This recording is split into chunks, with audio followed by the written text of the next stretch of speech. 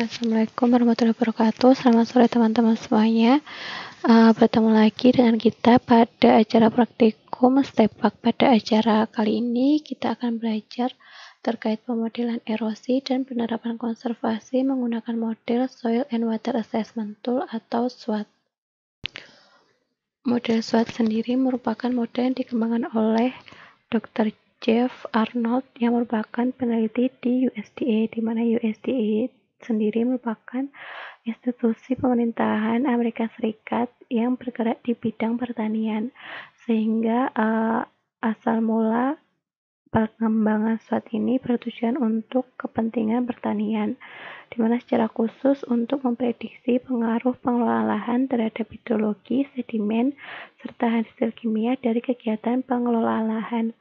Namun saat ini pemanfaatan SWOT ini sudah digunakan untuk hal yang lainnya secara lebih luas. Kemudian SWOT ini merupakan model yang berbasis fisik, di mana model yang berbasis fisik dapat mendeskripsikan bagaimana hubungan antara variabel input dan variabel output. Karena model SWOT ini dapat memprediksi kondisi hidrologi, sedimen, serta hasil kimia dari suatu kegiatan pengelolaan lahan, maka untuk mensimulasikan model SWOT ini diperlukan berbagai informasi spesifik terkait kondisi iklim, soil properties, topografi, vegetasi, dan data manajemen lahan di suatu wilayah. Unit analisis yang digunakan oleh SWOT yaitu Hydrology Response Unit atau yang sering disebut dengan HRU. HRU sendiri merupakan bagian terkecil dari subbasin yang memiliki atribut penggunaan lahan, propertis tanah, dan lereng yang hampir sama dan unik, sehingga antara HRU tidak saling berhubungan atau tidak saling terhubung. Sehingga nantinya untuk analisis dari output model SWOT seperti limpasan, erosi, sedimentasi, ataupun nutrien dilakukan pada setiap HRU. Nah, dari hasil setiap HRU ini nantinya akan diakumulasi dalam satu subbasin, sehingga kelebihan dari model ini apabila keuntungan dari model ini tingkat akurasi untuk memprediksi kondisi dalam suatu subbasin menjadi lebih akurat. Selanjutnya itu tahapan dalam pemodelan SWOT. Secara umum dalam pemodelan SWOT ini dapat dibagi menjadi 5. Yang pertama persiapan, yang kedua survei dan kerja lab, yang ketiga parametrisasi input model, yang keempat simulasi model, dan yang terakhir analisis. Yang pertama persiapan, di mana persiapan ini dilakukan persiapan data bentuk lahan, pembuatan peta bentuk lahan, kemudian menyiapkan peta penggunaan lahan, dan citra. Peta bentuk lahan ini digunakan untuk menentukan titik pengambilan sampel tanah, kemudian peta penggunaan lahan dan peta citra ini digunakan untuk pembaharuan data penggunaan lahan. Kemudian dari sampel tanah ini selanjutnya dilakukan uji lab yang kemudian dilakukan parametrisasi model untuk memperoleh data spasial tanah. Kemudian dari data penggunaan lahan ini dilakukan ekstraksi berupa data tipe penggunaan lahan, manajemen lahan, dan kalender tanam yang selanjutnya dilakukan parametrisasi untuk memperoleh data spasial. Selanjutnya data DEM. Data DEM ini digunakan untuk memperoleh data kemiringan lereng, kemudian untuk mendelineasi subdas. Apabila tahapan parametrisasi model telah dilakukan dan diperoleh data spasial berupa data tanah, data penggunaan lahan, dan kemiringan lereng, selanjutnya dilakukan pembuatan HRU. Nah, HRU ini dibentuk dengan mengoverlay data tanah, penggunaan lahan, dan kemiringan lereng. Kemudian HRU ini nantinya akan dimasukkan data iklim, kemudian dilakukan simulasi model SWOT. Apabila telah dilakukan simulasi, selanjutnya dilakukan validasi dan kalibrasi model dengan menggunakan data hasil pengukuran di lapangan. Dan yang terakhir adalah analisis untuk mengetahui mengidentifikasi subdes prioritas.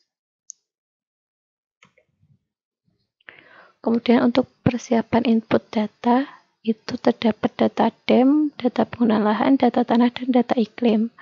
Data DEM dapat diperoleh dari pengukuran lapangan maupun citra satelit. Ini tergantung dari kebutuhan dan tujuan penelitian serta skala yang akan digunakan. Dari data DEM ini nantinya akan dilakukan ekstraksi data lereng dan morfometri das.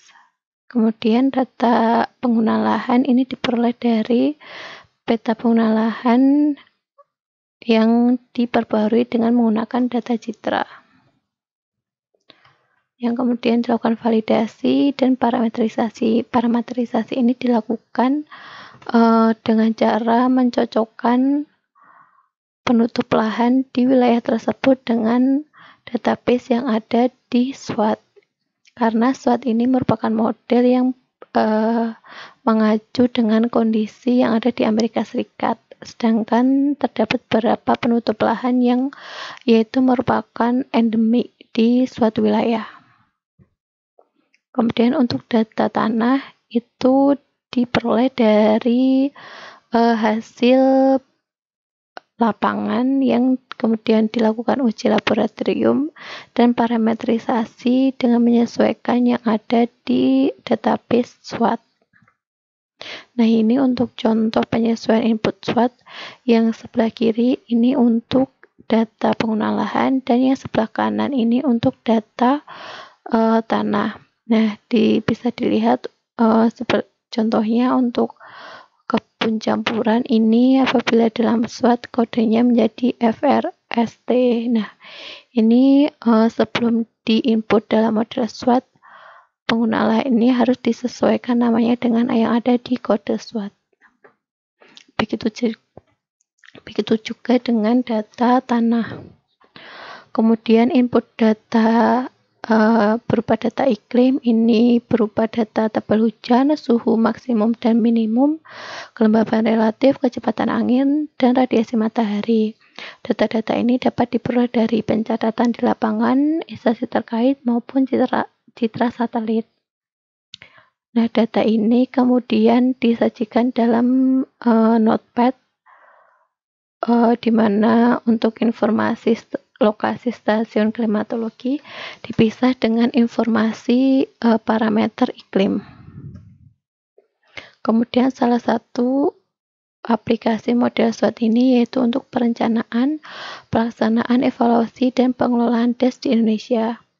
Dari output model SWOT yang berupa limpasan permukaan, hasil sedimen, dan polutan ini dapat digunakan untuk mengevaluasi pengelolaan DAS di Indonesia, baik dalam skala regional maupun skala detail, di mana skala regional unit analisisnya menggunakan subdas dan dalam skala detail menggunakan HRU.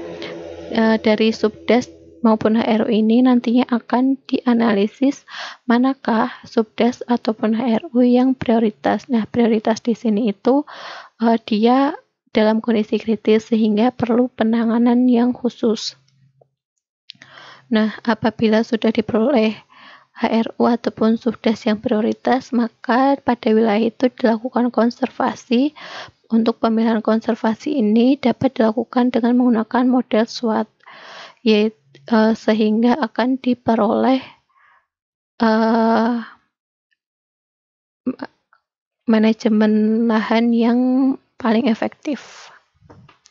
Nah, pada praktikum kali ini nantinya kita akan mencoba memodelkan SWOT, di mana nantinya ada beberapa tahapan. Yang pertama, membuat batas DAS. Yang kedua, menginput data penggunaan lahan, data tanah, data kebenangan lereng, yang selanjutnya membuat HRU. Kemudian apabila HRU telah terbentuk, kita akan memasukkan input data iklim. Kemudian merunning SWOT menentukan output SWOT, dan yang terakhir melakukan simulasi konservasi. Nah, untuk hasil praktikum yang diharapkan itu nantinya ada 12 peta, peta erosi dan KAT dalam bentuk HRU maupun subbasin dalam kondisi normal, terus kondisi yang telah diberi konservasi filter strip dan konservasi teras. Kemudian HP berupa screenshot kondisi hidrologi dari SWOT checker pada kondisi normal, konservasi filter strip dan konservasi teras. Kemudian yang terakhir berupa tabel land use summary yang ada di SWOT checker juga dalam kondisi normal, filter strip dan simulasi teras. Jadi total nanti ada 12 peta, 3 gambar dan 3 tabel. Namun untuk simulasi yang konservasi ini nanti akan dibagi, di mana kelompok 1 akan memperoleh simulasi teras dan kelompok 2 akan memperoleh simulasi filter strip. Jadi kelompok 1 dan 2 nanti akan mengeran dalam kondisi normal, dan kelompok 1 akan mengeran simulasi teras, dan yang kelompok 2 dan kelompok 2 akan mengeran dengan simulasi filter strip. Jadi nanti antara kelompok 1 dan 2 ini akan bertukar hasil yang konservasi, sehingga setiap orang nanti akan memiliki hasil praktikum semuanya. Untuk referensi yang bisa digunakan ataupun yang saya gunakan ini ada SWOT IO documentation, SWOT theory, dan RSOT documentation. Nah, sekian penjelasan terkait model SWOT. Apabila ada pertanyaan nanti dipersilahkan. Untuk selanjutnya bisa melihat tutorial yang ada di video. Terima kasih. Wassalamualaikum warahmatullahi wabarakatuh.